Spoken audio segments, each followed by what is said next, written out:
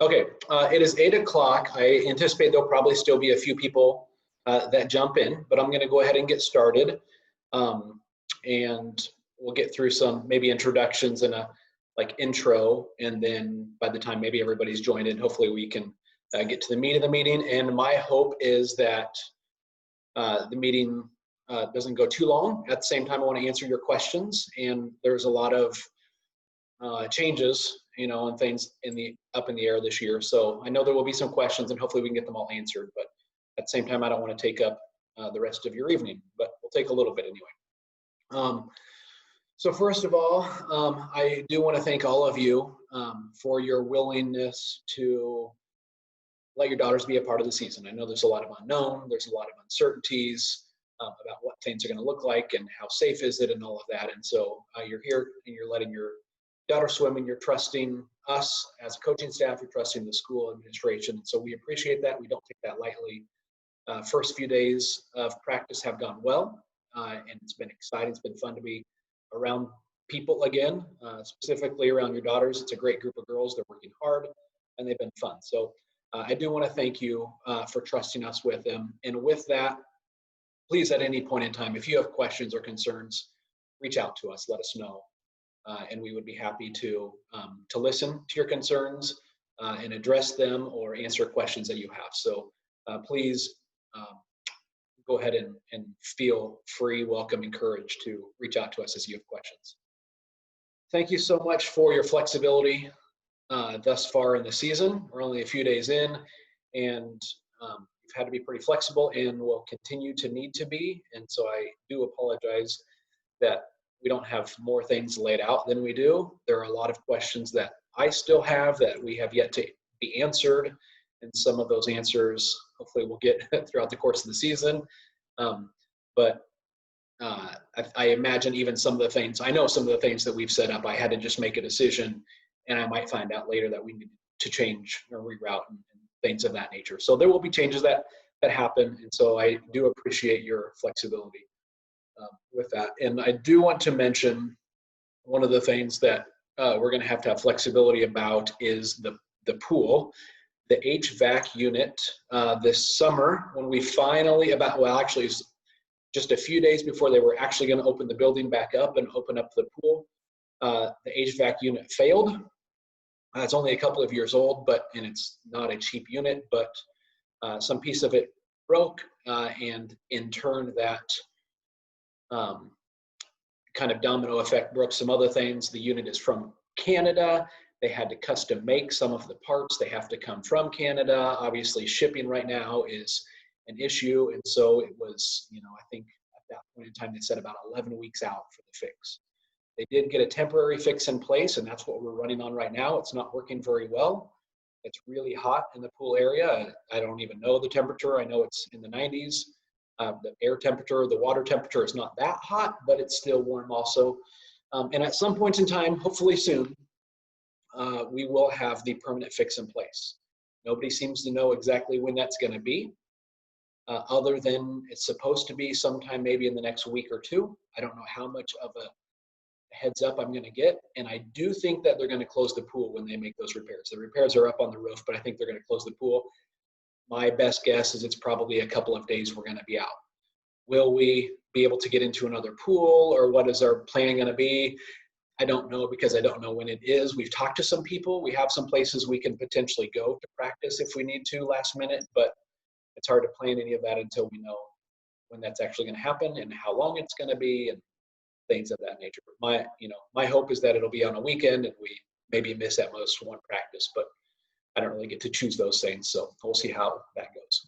But I did want to mention that right up front. Hopefully our air temperature and our pool temperature will be better soon, but we'll probably miss a couple of days as a result of that. The other coaches are all here, and so I do want them to have a chance to introduce themselves, so you can put faces to the names, and then also while they're introducing themselves, they can let you know a little bit about maybe their specific portion of the team that they help with and are in charge of. And so one of those things that I think is going to be a common question is related to schedules and practice schedules, and especially practice schedule as we eventually get into the school year. I know the school board just announced or decided 2 nights ago that we're going to delay the start of school by a day. So now it's Thursday the 27th is when school begins.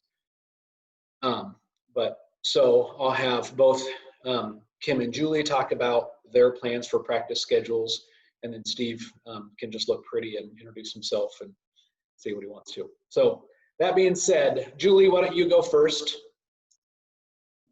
Share what you need to and talk a little bit about schedules. Okay, sounds good. Hi, everyone. I'm Julie Dickinson. I'm the diving coach, and I have been for 4 years now. Well, going on 4 years. Seems like a long time. But we actually have 6 girls so far this year, which is the most that I've had, which is great.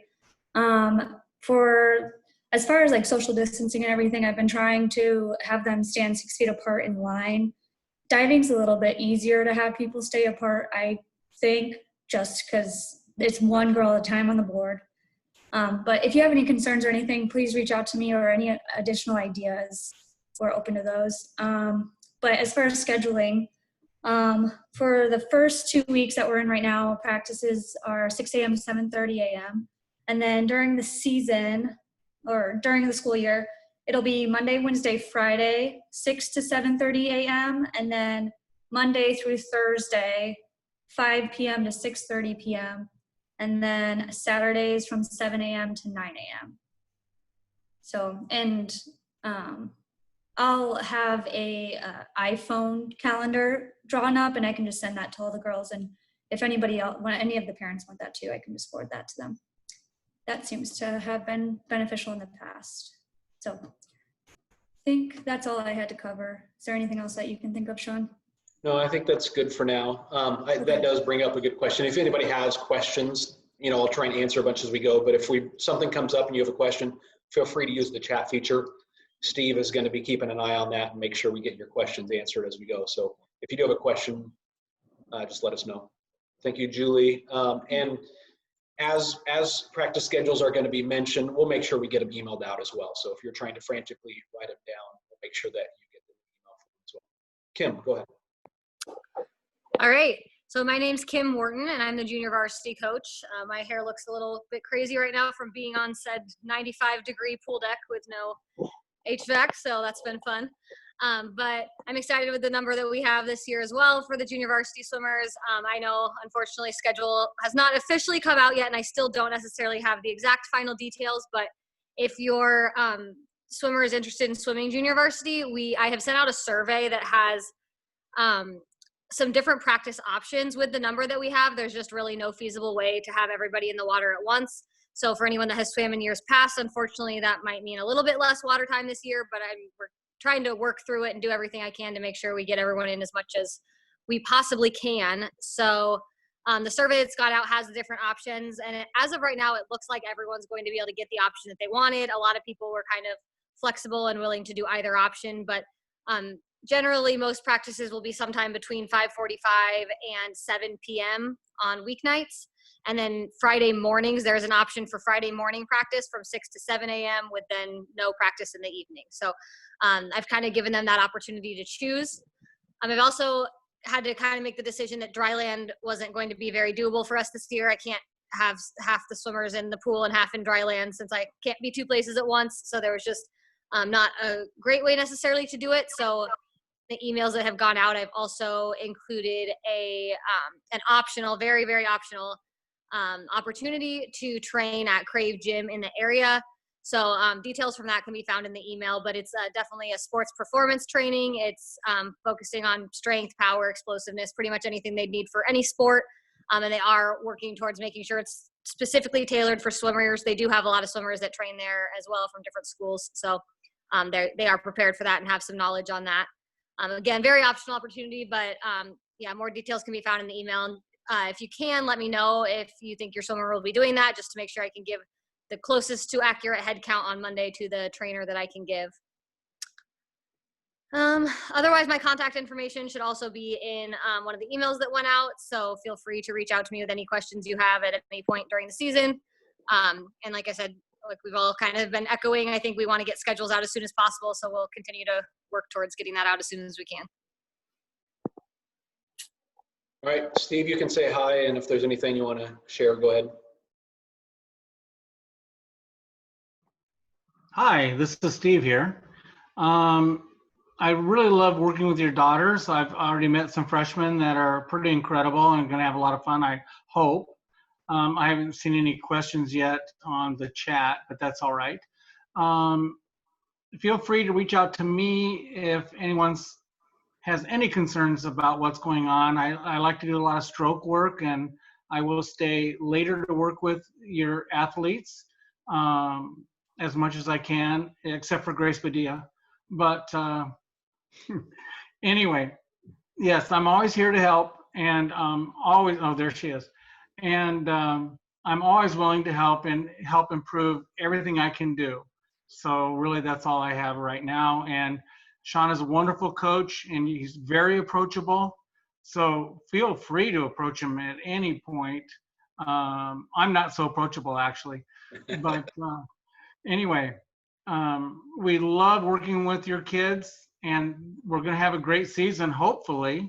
It's off to a great start. We're working really hard in the pool to keep them separated, and they so far are doing a great job on their own of staying apart, which is difficult because a lot of them haven't seen each other for a while. But we're doing everything we can to protect them from you, basically. If they spread something, they come home to you, that's not good. So we are doing all we can. Other than that, I don't have much else to say. So I'll go back to Sean, and I'm muting right All right. Thank you, guys.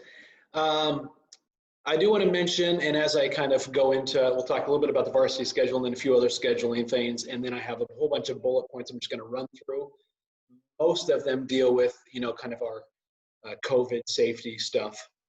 But I do want to lead in with varsity and just in general to make sure our numbers are safe. We can't have a bunch of people in any given lane. We've got to make sure they're spread out. We do have some guidance from USA Swimming, and the state has kind of sent that out as well about the best ways that we can stagger swimmers in lanes to make sure everybody's safe. And so we're following that, but at the same time, we're limited to how many people we can have in a practice and do that safely. And that's why JV is going to be split into a couple of different groups. Hate to do it because the best thing about the team is the social piece of it. And unfortunately, some of the COVID stuff, really what it does is it mostly strips out the fun stuff and a lot of the social stuff. And that's unfortunate. And I know the girls are still going to have fun regardless, but it does make it a challenge. And we're going to have to continually remind them to keep their distance as they talk and have fun. But because of that need to reduce the number of girls in a lane, it is going to restrict how much we have in any group, and that does include our varsity group. Typically, in a varsity group, I actually take more girls than what will actually swim in varsity races, just because some of the girls I want to make sure are there ready to step in and fill positions. Some of them may be thinking about, hey, maybe they're not going to contribute in very many varsity races this year, but maybe they will next year. Or maybe just training wise, maybe they do a lot of club training and I know that they're ready for the training of it, even though maybe they're not quite fast enough to do a lot of varsity races. So there's all kinds of different things that figure in. And this year we're going to be limited to how big that group can be. And it might be smaller, a little bit smaller than what we have right now. And that's not something I'm excited about, but it is kind of a necessity. And so to best help out that group of girls that maybe is kind of in between varsity and JV. We affectionately call them JARSity, but we have some ideas in place to make sure that they're still getting maybe a little more water time than what some of the JV girls are going to get, but it might not be the same amount as varsity. But how do we get them enough time? And so we're working on those details. Don't necessarily have a lot to share out, but there might be mornings if varsity girls go to the weight room, maybe we can have some of those girls come in and swim while they're in the weight room. One of the coaches can stay in the pool. Things of that nature we're trying to figure out. So that stuff will be coming out, and we're going to try to make it the best environment for all of the girls as we can, dealing with, just some difficult situations we have to navigate through. So we'll figure out what that looks like. Varsity practices will be mornings and afternoons. In the mornings, we do take Wednesday morning off. So we go Monday, Tuesday, Thursday, Friday. Typically, we start at 6 a.m. And go till 7:30 a.m. Sometimes we start at 5:45 if we have to do the weight room before he comes in. I'm still trying to figure out what weight room is going to look like and if we're even going to be able to do it. I do feel comfortable with the fact that we are the first group that would be in the weight room during any given day. So it's not like we're coming in right after another team has been there. So as far as sanitizing goes, and there's a lot of sanitizing that's happening. Everybody's got good plans in mind, but I still feel better about the fact that we're there before everybody else is. But I still have questions I want to have answered before I feel confident saying we're for sure going to do it. These are the days. So we'll figure out exactly what that schedule looks like if we're in the weight room or not. But some of the mornings we might have to go a little bit sooner, like at 5:45. And then afternoon, we go after school. We get in the water at 3:45 and go to about 5:45. Fridays we usually get done a little bit earlier. And then on Saturdays we'll go like 6:30 to 9 a.m. And so we'll send out all these schedules. But we do have time trials and orange black, which is our inter-squad meet, are opportunities that the girls have to kind of swim some events with touch pads in the water, and we get pretty accurate times on them and all kinds of events. And those times are basically what we're going to use to determine who's in what groups, who the varsity girls are, who that JARcity group is, who's in, well, the JV groups are more based off of schedules, as Kim talked about. But we'll figure out all of those things based off of kind of time trial results and their inter-squad meet results. We are going to have time trials, a full swim group of time trials this Saturday. So Saturday, here's our practice schedule for this Saturday. Diving is going to go first. They're going to go from 7 to 8:30 in the morning. And then we're going to have all swimmers, JV, varsity, all of the swimmers in for 2 hours on Saturday. We're going to go 8:30 to 10:30 a.m. If your dog's not able to be there, that's fine. We're going to get as many people as we can there. And that will be a good opportunity for us to really talk with the girls about what it looks like to be safely social distanced with a big group of people there, kind of starting to transition into thinking about what a meet situation is going to be like where we have a lot of people there. Right now it's smaller groups, and so we'll have a bigger group Saturday, and we'll help ease them into that and kind of know what our expectations are. But Saturday, we're going to do a number of events. We're not going to get everything in, but then Kim and myself, any events we don't get in on Saturday that we still want to supplement with and we want to get times, we'll just kind of throw those into our own practices. So maybe the girls that come to varsity practice, I already told them we're probably going to go ahead and do a time trial of the 500 freestyle on Friday. So they're kind of looking forward. Well, I don't know about looking forward. They're anticipating that on Friday. And that won't be a part of our Saturday. And not everybody's going to do a time trial in that event, and that's just fine. But we'll kind of supplement the other events other days. But that's our plan for time trials. And then our orange black, which is scheduled for next week. I'm loosely planning on that because I just wonder if we're going to be kicked out for HVAC repair. Hopefully not. Hopefully we get to have the meet, but it seems like the timing of it is going to be awfully close to that. So if I can convince them, if it does come and I can convince them to hold off the repair until after that, we'll do that. But there's always a chance that doesn't happen and we'll have to get rescheduled. But that is, I think they changed the name. Used to be, we just had it as the orange black inter-squad. Now they try to put inter-squad games of all of the sports, the fall sports, on the same day. This year they've split them onto 2 days. We've typically gone and waved to the crowd on the football field after our inter-squad swim meet. And now I think we have to maybe make a video of us waving or something. I'm not even 100% sure what that is going to be yet. But everything just looks different this year, and we're trying to figure out what that is. But that is our first opportunity. It is an intra-squad meet. It's our first opportunity to see what a meet situation is going to be like. The captains will actually divide the team into an orange team and a black team. The captains will be the coaches for the meet. They will decide who's going to swim what event. Everybody, well, we know who's going to dive, I guess. But they'll decide who's going to swim which events. And then it's really the black team against the orange team. Us coaches are there kind of as officials and to help answer questions. But it's really the girls that are running it. And so we'll be stressing, once again, some of those expectations for how do we safely distance for a meet. And there are some different protocols in place from the state about swim meets that we'll see this year. Normally, the way a swim meet is run, if it's a dual meet, is like maybe Valley's in lane 1, the opponent's in lane 2, Valley's in lane 3, the opponent's in lane 4, just staggers like that. This year, they're putting Valley in lanes 1, 2, 3, the visitor at 4, 5, 6. They're kind of splitting us. We're not even back and forth, which is really going to be weird. There's going to be some things like that. And so we'll try to introduce those things even at our orange-black meets to kind of get an idea of what to expect. After races are completed, the swimmers are going to be instructed to swim down to the opposite end of the pool, the shallow end of the pool, and get out of the pool there. So they're not getting out of the pool where the timers are at and where the next heat is getting ready, just to kind of eliminate some of those people that are there. For relays, obviously the first 3 legs do have to get out at the starting end of the pool, but the timer won't be up there by the end of the pool. But then the 4th swimmer, the last swimmer, they'll have to swim down to the opposite end of the pool to get out. So those are just a couple of things that we've been instructed on what swim meets will be like, but more to come about swim meets.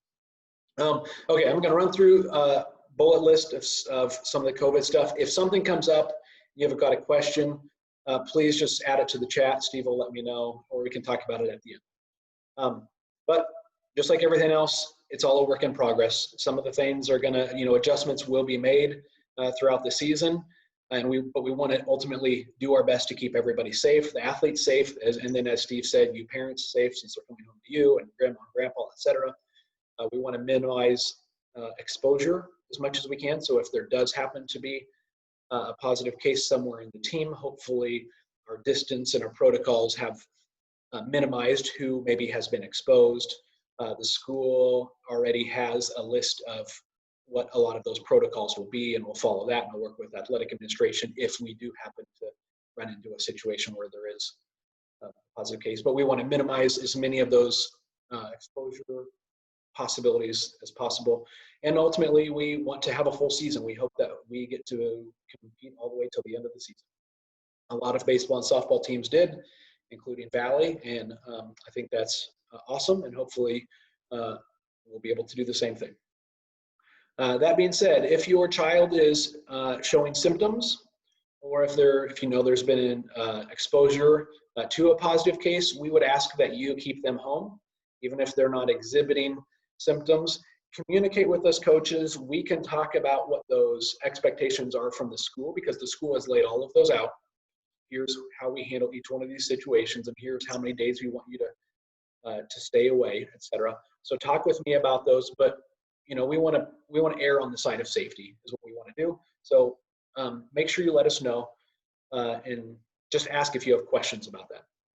One of the things we're asking you to do, and this is one of those things where maybe adjustments will be made, but we want you to take their temperatures. We're expecting you to take their temperatures before they go to practice, and that's daily. It is a little bit of the honor system. They're supposed to self-report. A link was sent out on the email about where to go and report that. And so I want to reemphasize that we want you to do that. Check the email for that. And that's a daily thing. Just putting your temperature. If it does happen to be, the threshold is 100.4. That's what they're considering a fever. So if you're under 100.4, you're safe to come, assuming there aren't other symptoms present, exposure, things of that nature. But if you hit that 100.4 threshold, if that's the only symptom they're showing, I still would ask you to hold them back from practice that day and talk with us, and we'll figure out where to go from there. I know there is some indication that if it's just the temperature and there are no other symptoms, they're saying that may not be enough, but I would like to err on the side of safety and just make sure we get some questions answered before they show up to practice. So once again, let us know if you have questions about that. We're going to keep accurate attendance. That way, if we do have to do some sort of tracing, we know exactly who was there at which practice, and go back through tracing as necessary. But that's something we're going to do on our side. Masks are mandatory. Coaches will be wearing them. Athletes need to be wearing them. Now, obviously, that's a safety thing when they're in the pool. They can't swim or dive with a mask on. And so when they're practicing, they won't be wearing a mask. And so that's why we have a system in place about if it's a swimmer, one swimmer is at one end of the pool. The next swimmer would be at the opposite end of the pool. If there's a third swimmer, they're back at the 15-meter mark. There's plenty of spacing between them. So we make sure they're not in close contact. And so since they're not there with a mask, we'll ensure that they're 6 feet or more away. I'll mention it again in a little bit, but I know that they're excited to see each other. They're excited to have people in their life again that aren't just their parents. And sometimes they get excited and they start to close the distance between each other. And we're there as coaches saying distance, distance, distance, 6 feet, things of that nature. But anything you can do to reinforce at home that this is the expectations, the rule, it's the way that we get to have our season. That would be great if you could do your best to help us out in that situation. Sean, yes. We have a question. Can the temperatures be taken the night before practice, or do they have to be that day? It's supposed to be that day. That day, now when school happens, and what about varsity swimmers, particularly, or divers, if they're practicing twice a day, what does that look like? The info that I've been given is that if they take it in the morning, that is sufficient for the full day, as long as they stay at school that full day. If they happen to leave the building and go home, something of that nature, then they need to retake their temperature in the afternoon. But if they take it in the morning, they go to school and they stay there the whole time, then that temperature from the morning is sufficient for the afternoon. Now, if it's a JV girl who's coming in later, they've gone home after school and they're coming in at 5:45 or whatever, then we would want them to take it, before they come to practice. That's a good question. Yes, go ahead. What about the kids that are virtual that are swimming? That's another question. Yep, same thing. So whether you're in school or at home, this is probably about that situation where is once a day good enough. If they're not at the school building all day long, then we would want them to take their temperature before they come back to the school. It's just if they've gone to the school and they're there the whole day and they haven't left the building, then it's still sufficient. But if they come to the school building in the morning, go back home or go anywhere else, and then later in the afternoon come back, that's when we would want them to take it. Good question. One thing we haven't covered probably is transportation to swim meets. Yeah, that's on my list in a little bit. We'll get there. Sorry. Yeah, we'll get there. I don't see your list, so. Yeah. And so we talked about masks when they're not in the water. Now, Julie talked about diving. Diving, they're getting in and out of the water, but she's put marks on the floor about how far away they have to stay apart. So there are times where they're not in the water, but they are not wearing masks, but they just got out of the water and they're getting ready to go back in the water, but we're making sure that they're sufficiently distanced. The same thing would be true for the swimmers who are getting out of the water and getting behind the blocks and ready to dive in. There might be times where they're getting out of the water and they don't have to put on a mask right before they dive back in. But that's when we'll make sure that we continue to keep them distance. Sanitizing. The school has plans on regular sanitizing. We have plans to sanitize beyond that, not just trusting them to do it enough. We've asked for some of our own stuff, and we've started to do that periodically during practice. But also we want to make sure, when the girls come in, that they're, hand sanitizer, they need to bring their own. That's an expectation, is that they have their own, but they're taking care of that. Hopefully, they can't share any equipment. We ask them to come with a full water bottle. So as minimal, as few times as possible, we're using the drinking fountain. There's a water bottle filler, so they don't actually have to touch anything to get water. But some of those common areas, we're just going to try to minimize the use of them as much as is reasonable. At the same time, we're not going to say you can't fill a water bottle and you're without water. That would be unwise, but we're just trying to minimize some of those things. So I mentioned meet guidance. What is it going to look like at a meet? We'll share that out later. We kind of dealt with the immediate need of practices, and now we can move into getting ready for what exactly are those expectations for meets. Some of our COVID safety plans that deal with parents. I already mentioned, please support us. These are the rules. This is the way we get to have a season. And so we would like your support and encouragement in enforcing those rules, making sure that your daughters are putting on their mask before they come in the building. They're dealing with sanitization, things of that nature. Don't just put it on the coaches and the captains to be the enforcers, to be the bad guys, whatever. We would love to have all of your support, because this is how we get to have a season, and we want to keep everybody safe. We do ask for parents to avoid the pool area. If you need to talk to us, let us know, email, phone, whatever.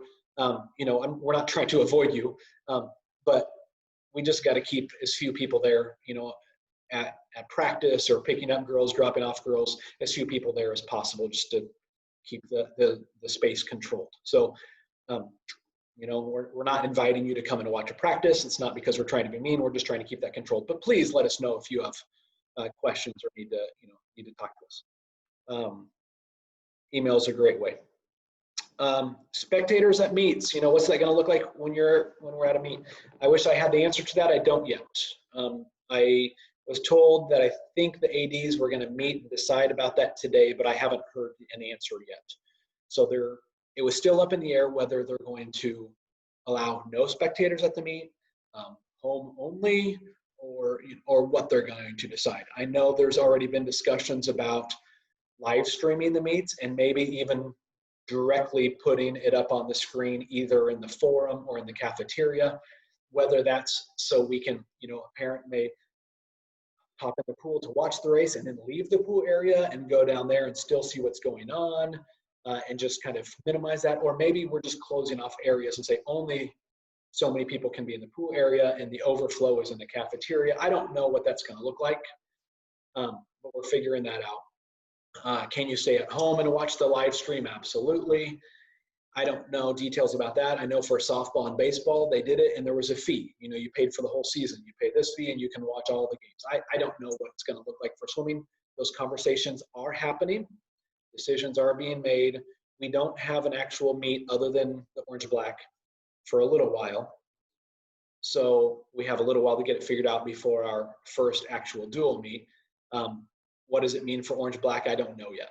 So we have not much time to figure that one out, but we will have some answers hopefully tomorrow or Friday, sometime this week, that we can formulate a plan.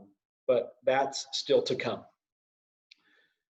And I don't know, when it's an away swim meet, I don't know if the away team is school is going to have a live stream or not. I'm just talking about our own. Communication, please, very important. Let us know what's going on. I talked about we're going to be keeping very strict attendance. If your daughter's not able to come for some reason, make sure you let us know, or they let us know. Actually, we'd like you to let us know. It would be great. And we're also not just speculating, are they not here because they're symptomatic? Are they not here because they're skipping out and their parents don't even know where they are? Things of that nature. So just make sure that communication line is always open. Same thing, not just for practices, but also for meets. We plan the meet lineup hopefully a couple of days in advance. And if your daughter's not going to be there for a meet, we need to know that. We have limited number of spots on a bus. So depending on the meet, we might not be bringing the whole team. And if we know your daughter's not going to be there ahead of time, we can plan accordingly and make sure we have a spot for someone else. So please let us know those things. As for meet transportations, what we know right now is that on a bus, we will be allowed 28 people. That would include coaches and athletes.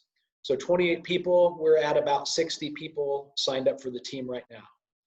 If the meet is in the Des Moines Metro, which most of our away meets are, we are allowing athletes to drive themselves, or parents could drive them instead of being on the bus. There does have to be a waiver signed in order for that to happen, but that option is available.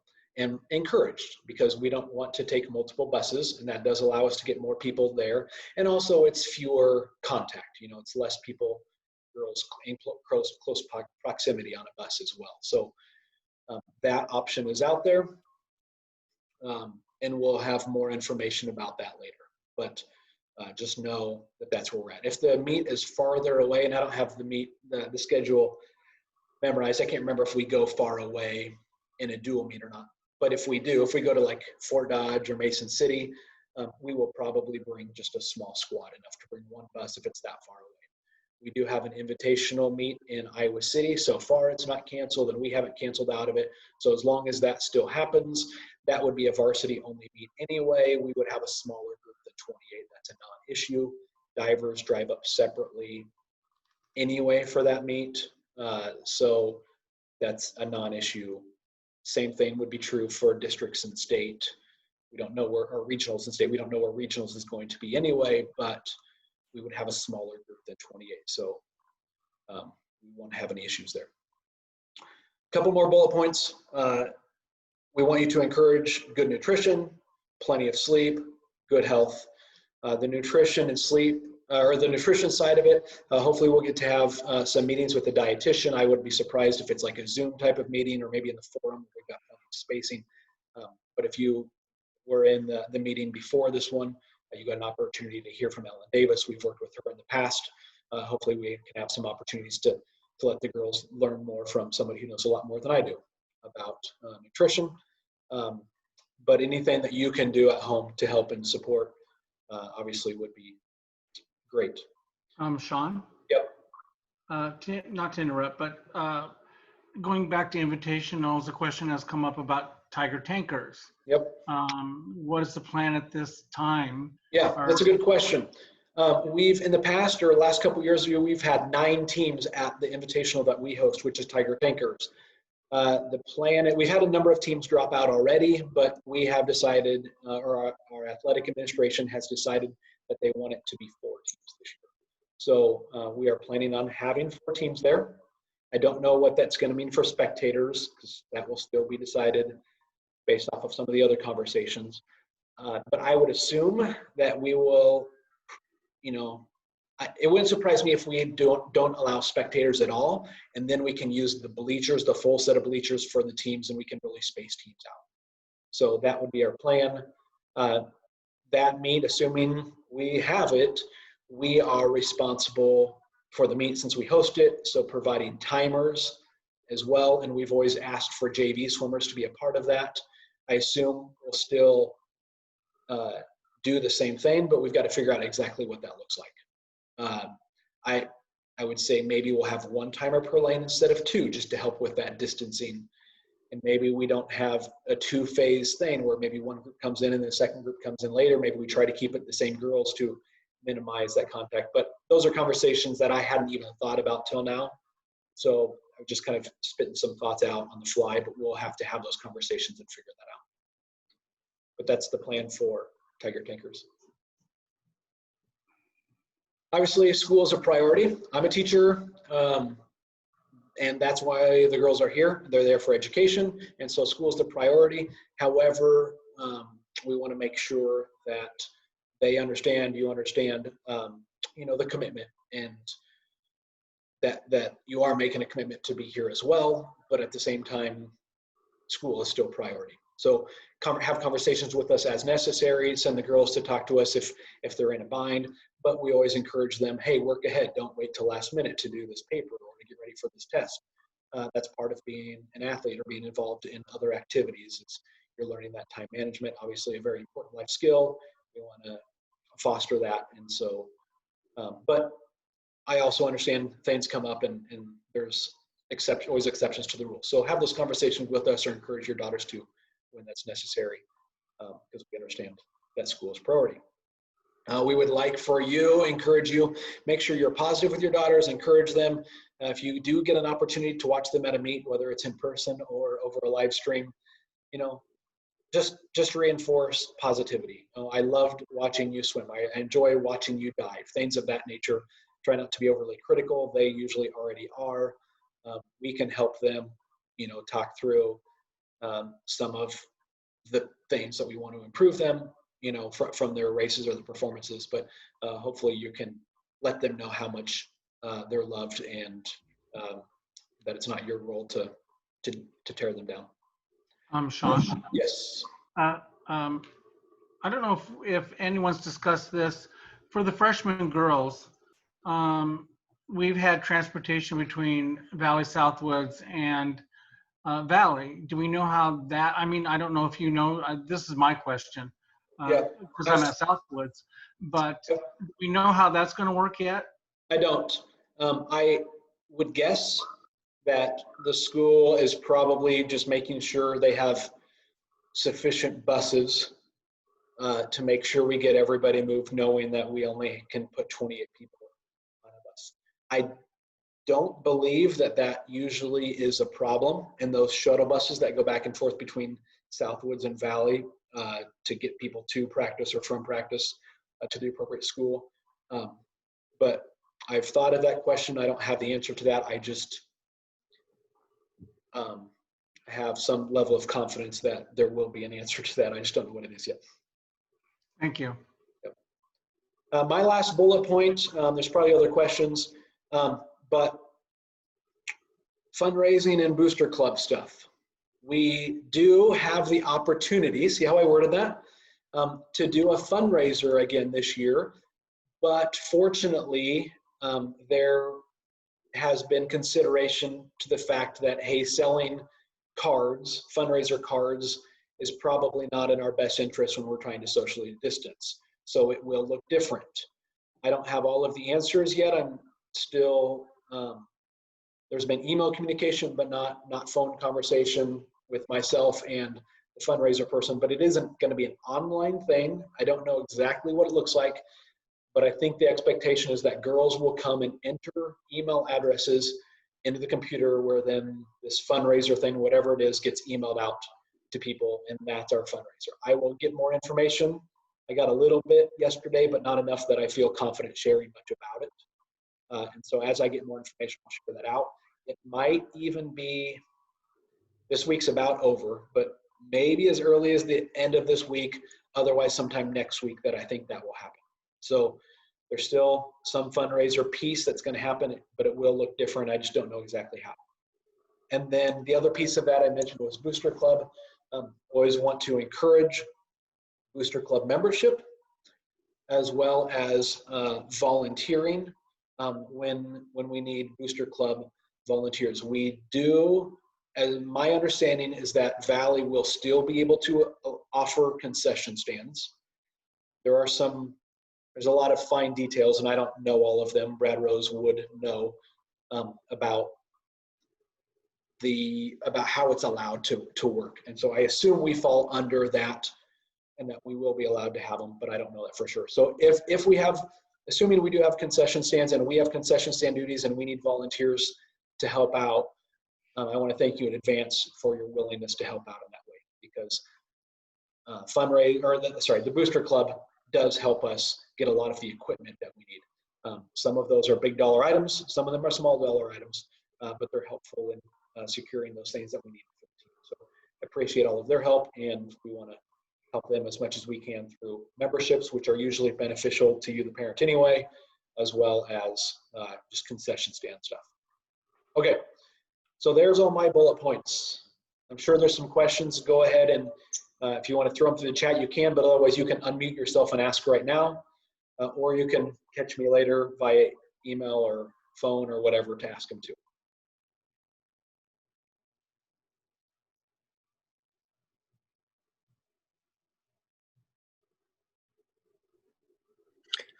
Sean, do you want to talk a little bit about the locker room situation, or how might that be looking? Yep, that's a good point. So locker rooms, the easy answer is don't use them. Now that works better for some than others. We are trying to minimize the usage of locker rooms. So for those who don't need to, especially right now when school's not going on, we're trying to not use them at all. Now there are bathrooms. Every once in a while, someone's got to get out and go to the bathroom. They're available. When school starts, especially for the girls who have practice before school and after school, or at least one or the other, and it's not possible to go home in between, locker rooms are available. We will have two of them. We have the guys and the girls locker room. We can use both of them to help out with that distancing. And then depending on the numbers and how things go, if we can safely stay 6 feet away and use them, that would be great, and we can do that. Now, that's probably not always going to be the case, and so if it's not the case, then what we have to do is put some sort of rotation in there. And so maybe we let a group of girls go first, and this is probably more the morning practice. Following morning practice, maybe our practices become a little bit shorter, and a group gets to go and hop in the showers, and then give them, a couple of minutes, whatever that time is, and then the next group can move into the showers while the next group goes into the locker room, and there's some sort of staggered approach like that. I would say the likelihood of some situation like that is probably pretty high, especially since we're talking about girls and not boys. So I don't have the best answer to that, but it has, it's addressed in some of the expectations that have already been shared out. So we've been thinking about it a little bit. I'll probably involve the girls in that conversation too, to make sure that we can safely come up with a plan. Other questions?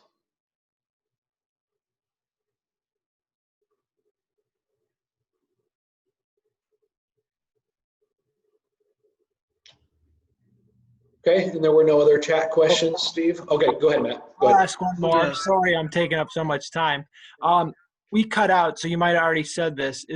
Do you know when the determination on varsity versus JV will be made so that we can? Yeah, good question. I did not address that. You did not miss that. Okay. So thank you for reminding me. That typically happens. I try to wait until we have the orange-black. So I have time trials and orange-black to make the decisions off of. So hopefully by the end of next week, either Friday or Saturday of next week. If the HVAC stuff happens and we have to shift things, that answer could change a little bit. Hopefully not by much. I see there was a question regarding breakfasts. Yeah, I just was going to bring that up. Yeah, so the latest decision or communication regarding breakfasts is that it's not advised. So the plan right now is that breakfast will not be provided.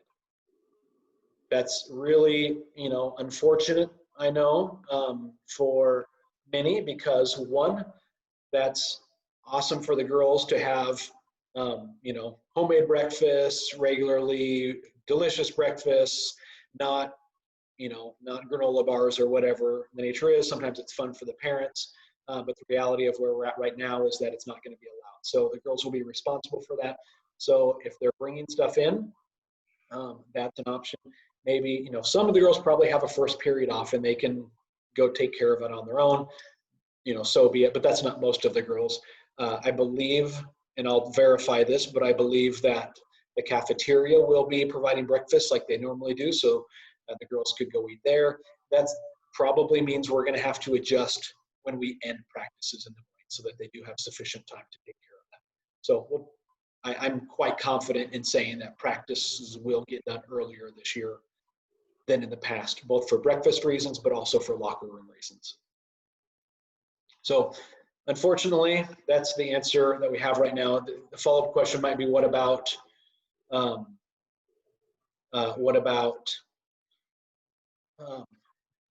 pasta dinners? Same kind of thing.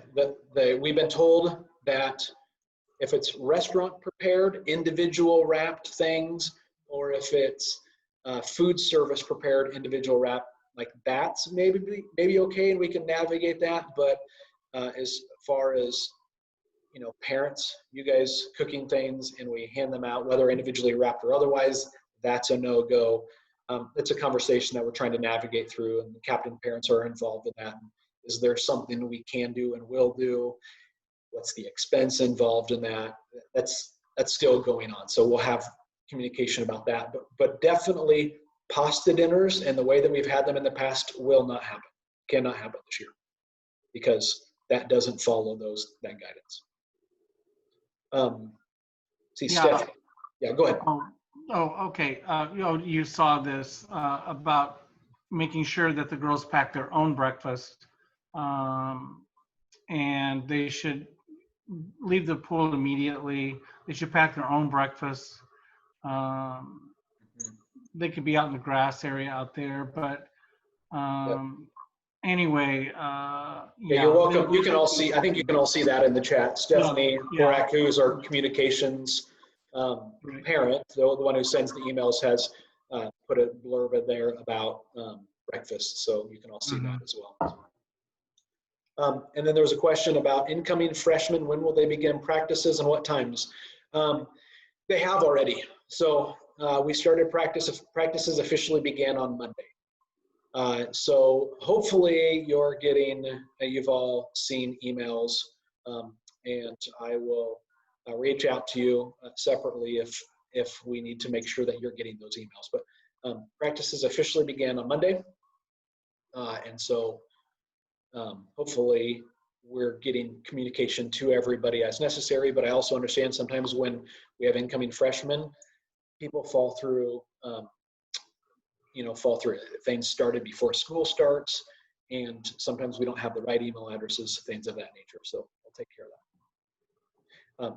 And if, we also know vacations are planned, not everybody's in town yet as well. So as soon as you can get here, we want to make sure we get you going. Other questions?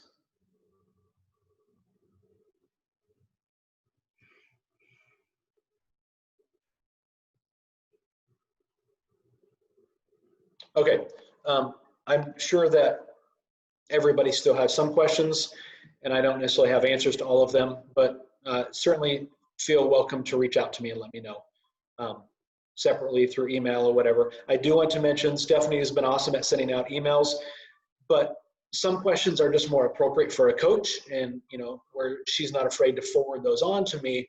But feel free to send them to me. I don't want to burden her. She is just a volunteer and a mom, and we're thankful for her role. But at the same time, if it's something that seems like maybe it's a coach question, send them to me or send them to whoever the appropriate coach is. And you don't have to burden Stephanie with all of those questions too, although she graciously will deal with them, but I don't want to be a burden to her either. All right, that being said, I will go ahead and end this meeting. Thank you all for being a part of it, and we look forward to a wonderful season. It's going to be a different season, but hopefully, nonetheless, it will be a great season, and we're all glad that we can have whatever portion of it that we're able to have. Thank you.